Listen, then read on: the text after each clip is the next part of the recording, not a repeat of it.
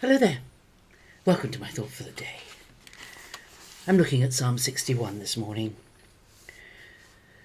Psalm 61 is a lovely psalm. It's just the first 3 verses. Hear my cry, O God. Listen to my prayer. From the end of the earth I call to thee when my heart is faint.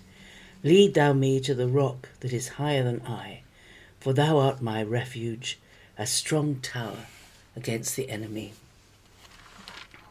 I was thinking about this picture that the psalmist paints of a tower, a strong tower against the enemy. Back in those days, in the days before the sort of very powerful weapons that we have now, those days when there weren't bombs and things, and there weren't aeroplanes that could fly over a place and drop bombs and strafe. When the enemy was coming, there would be someone on the wall of the tower that was part of the wall around the city. And the watchman, there would always be a watchman looking for trouble.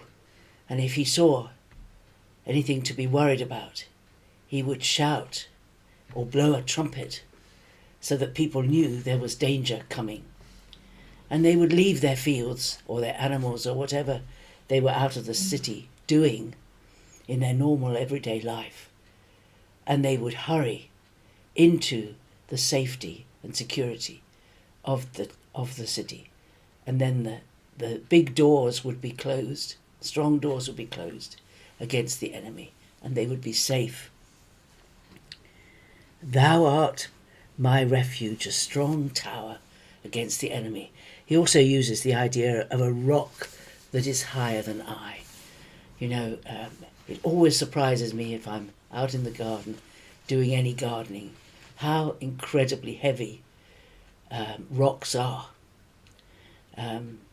Small stones don't seem to have any weight at all, but you pick up one of these, I don't know if you've got any marker stones in your garden or large stones, you can't move them. They're so heavy, and they're not big to the sight, to the eye, but they are heavy. And a rock, you think about Ayers Rock in Australia. I think it's the biggest single rock in the world, Ayers Rock. It has another name now, a native name, Uruhu, I don't know. Anyway, Ayers Rock, you know the place I mean, near Alice Springs in the middle of Australia. Jesus is our rock. He's immovable. He is safe. He's safe against raging waters and against floods. He's safe. But when the enemy is attacking, we need a refuge. You are my refuge, a strong tower against the enemy. And I was thinking also about the beginning of John chapter 14, which says, let not your hearts be troubled. Believe in God, believe also in me. Now, Jesus has spent a long time talking to his disciples and saying, warning them that the time was up, and it was all gonna happen, and even Peter was going to deny him. And then he immediately, unfortunately, we have a chapter heading, we have a chapter change and a chapter heading, which breaks the continuity. But I think he must have looked at Peter and saw the dismay on Peter's face when he said to Peter, you think you're gonna stay strong? You're not. I tell you, when the time comes, you're going to, even before the cock crows, you will deny 3 times that you ever knew me. And I think Peter's face must have absolutely fallen. And he thought, am I real? Oh no.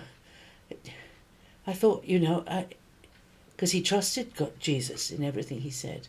And then straight away Jesus says, let not your hearts be troubled. Believe in God. Believe also in me.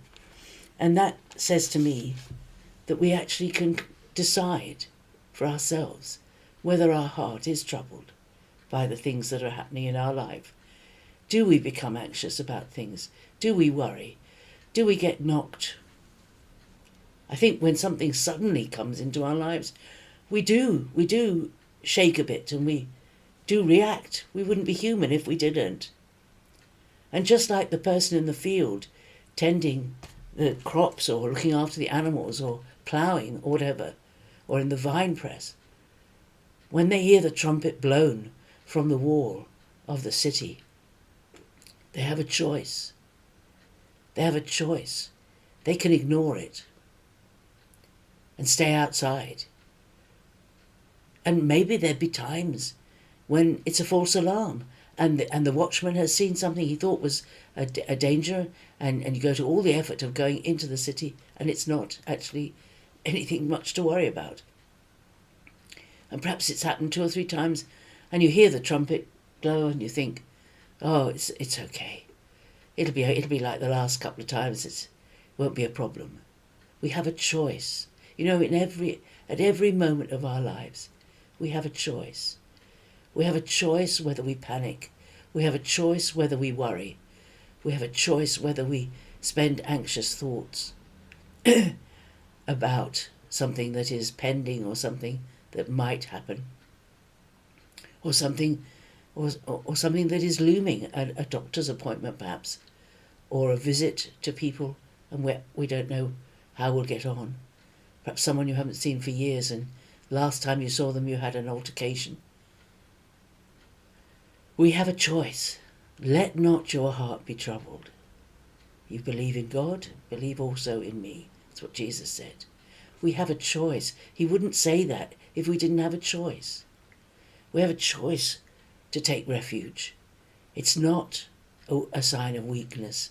It's a sign of wisdom to take refuge in the Lord, because the Lord is strong and he is our refuge. And we cast the care upon him.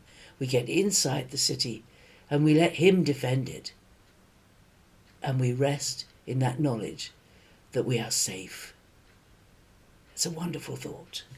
Psalm 61, verses 1 to 3. God bless you. Have a great day.